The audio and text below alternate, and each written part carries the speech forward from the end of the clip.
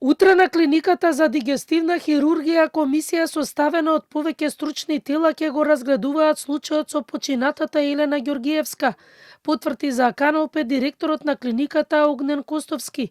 37 годишната Ѓоргиевска починала неколку часа откако била пуштена од дигестивна клиника во нејзиниот дом.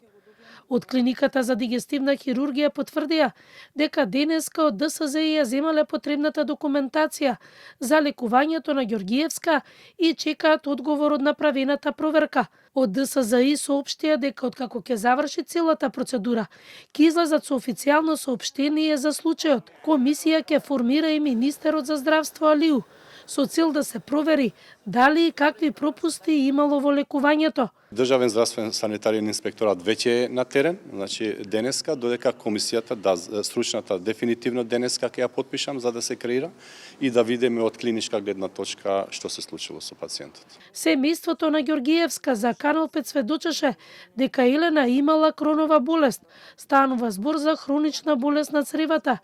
По првата операција хирургот заминал на пат во Америка, а одговорноста за третманот понатаму не ја делегирал на друг специјалист, туку на специјализанти. Семејството реагирало дека повеќе од една недела не ја контролирало друг хирург и по нивната реакција до шефот на оделот се направил преглед и морало да се направи втора операција, каде била направена перфорација на дебелото црево, кога нејзината состојба уште повеќе се влошила. Вината во тоа што беше ветеното се гледа во докторската грешка. Таму целиот случај, све беше од сам почеток до сам крај, све беше. Секој ден повреќа, тоне, се губи, значи разговарано е, прашувано е колку дена треба да стане од операцијата.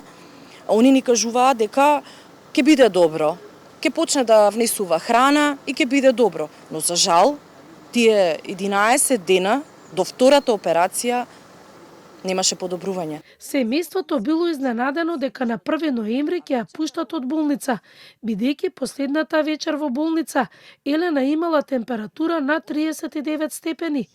Ѓоргиевска на 1 ноември напладне била пуштана од болница без отпусно писмо, но на семејството им било кажано дека таа е во добра здравствена состојба. Во 20 часот и 30 минути и се слошило и починала дома.